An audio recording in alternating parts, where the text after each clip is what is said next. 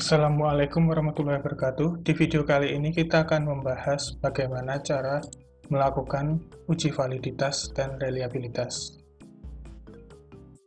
Perlu kita ketahui terlebih dahulu bahwa untuk melakukan sebuah penelitian kita harus menguji validitas dan reliabilitas sebuah instrumen penelitian. Instrumen yang dimaksud adalah kuesioner.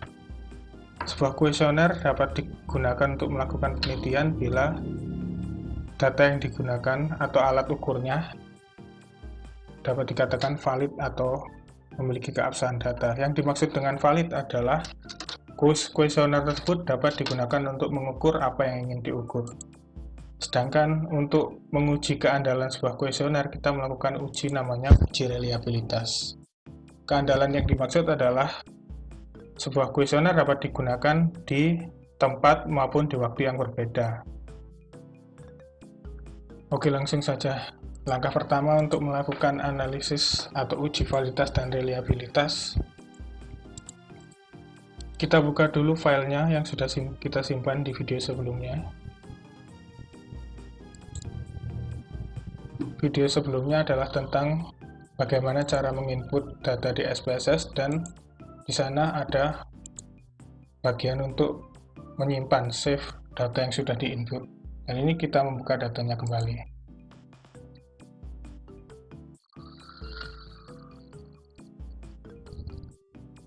Nah, data sudah muncul sesuai dengan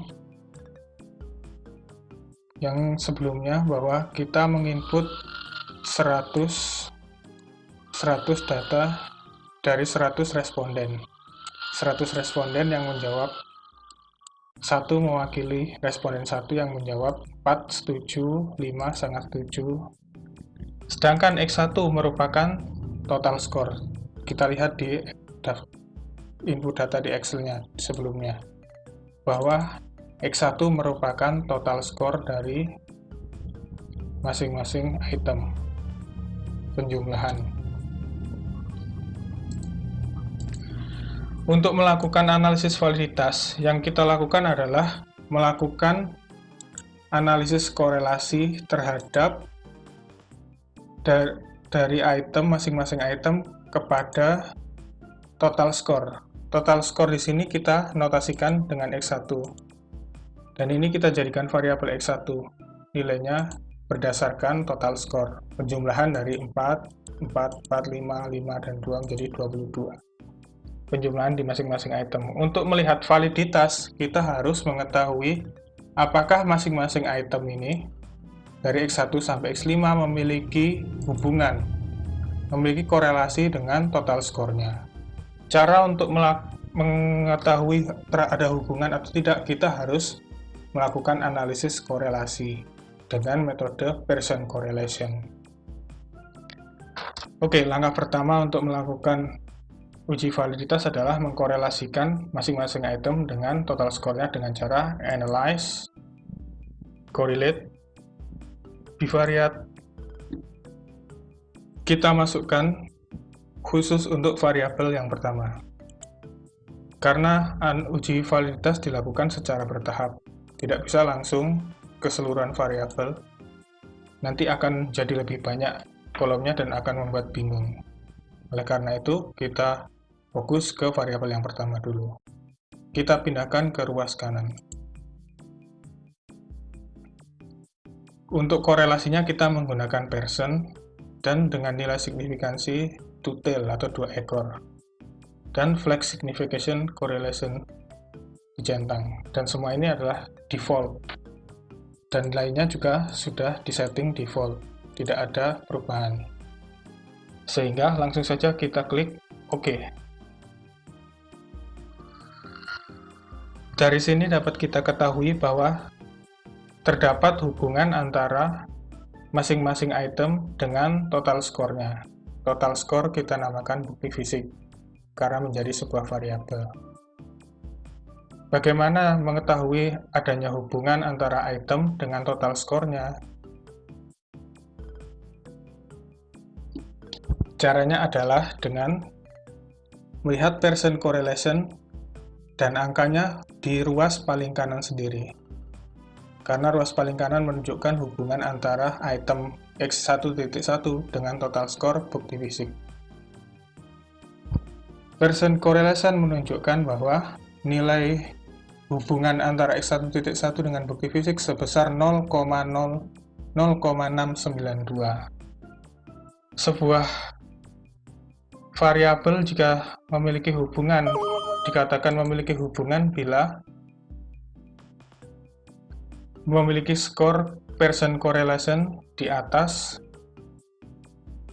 0,3.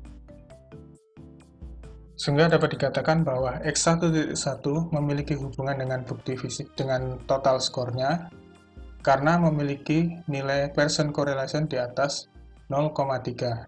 Di sini angkanya tertulis 0,92. Sehingga dapat dikatakan berhubungan. Selain itu, kita juga dapat melihat dari nilai signification to tail.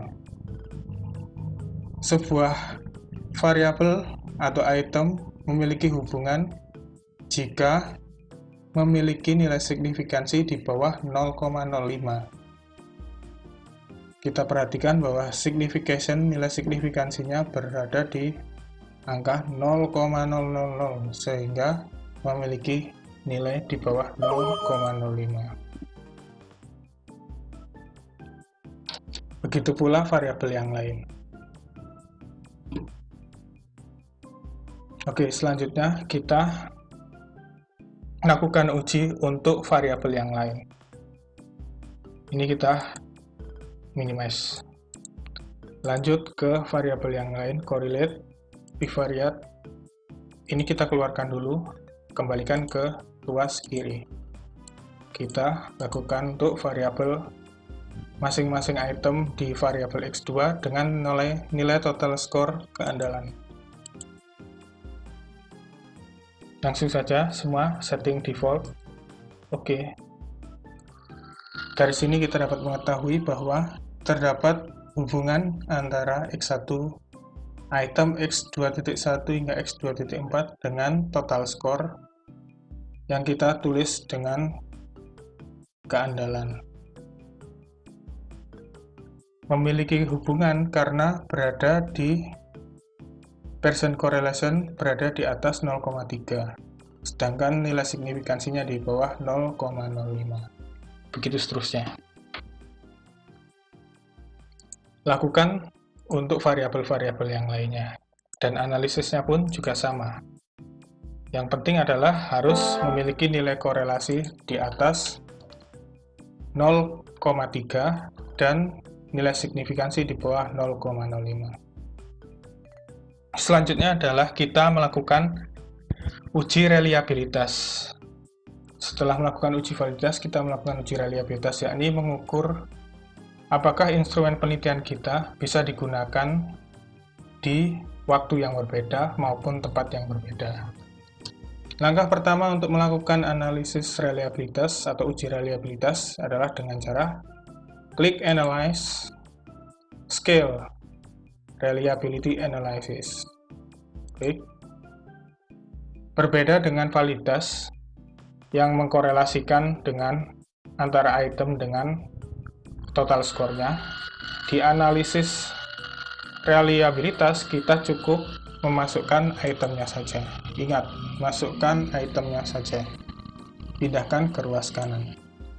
Lalu kita beri nama scale yang X1 sampai X5 ini kan masuk kategori variabel bukti fisik. Oleh karena itu kita beri nama X1 sampai X5 adalah masuk dalam variabel bukti fisik.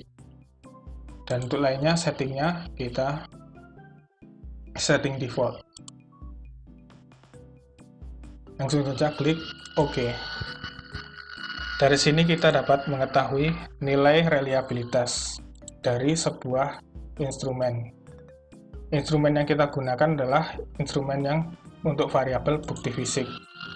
Dikatakan memiliki reliabilitas yang tinggi jika nilainya di atas 0,7 dan semakin mendekati angka 0,9 maka semakin tinggi. Reliabilitas ini juga masih memperbolehkan untuk jika nilainya 0,6. 0,6 masih ditoleransi, tapi sebuah instrumen memiliki keandalan yang lebih tinggi jika nilai Cronbach alfanya berada di angka 0,7. Selanjutnya, untuk variabel yang kedua, tadi adalah variabel bukti fisik. Selanjutnya variabel yang kedua adalah keandalan. Lakukan analisis yang seperti tadi. Skill Reliability Analysis, kita kembalikan semua ke ruas kiri. Lalu masukkan yang X2.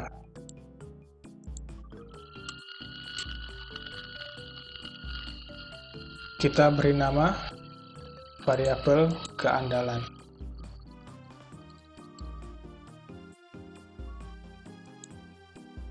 Oke.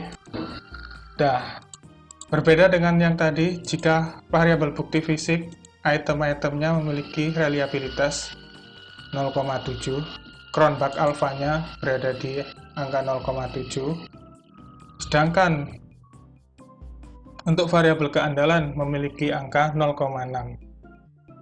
Meskipun tidak sebaik yang variabel bukti fisik, tapi angka 0,6 di variabel keandalan masih dapat ditoleransi.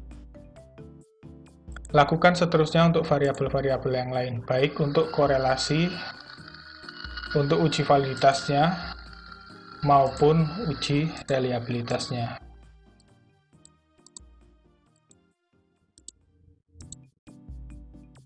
Kita lihat untuk variabel jaminan juga memiliki validitas yang bagus.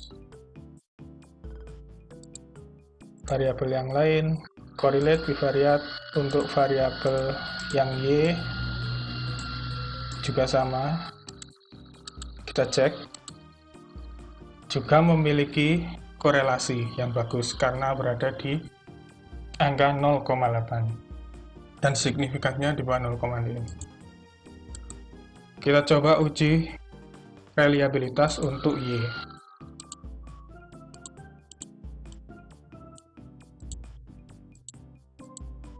Ingat, reliabilitas hanya memasukkan itemnya saja. Klik, Y variabelnya adalah kepuasan.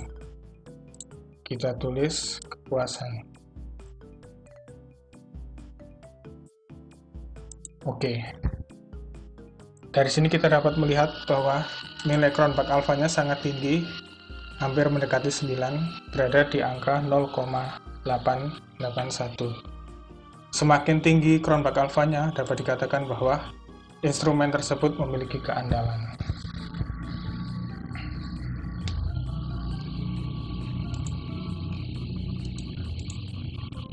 Oke, sekian pembahasan video kali ini tentang uji validitas dan reliabilitas. Kedepannya nanti kita akan membahas analisis regresi berganda dengan asumsi klasik, asumsi yang digunakan untuk melakukan analisis regresi berganda. Sekian, Assalamualaikum warahmatullahi wabarakatuh.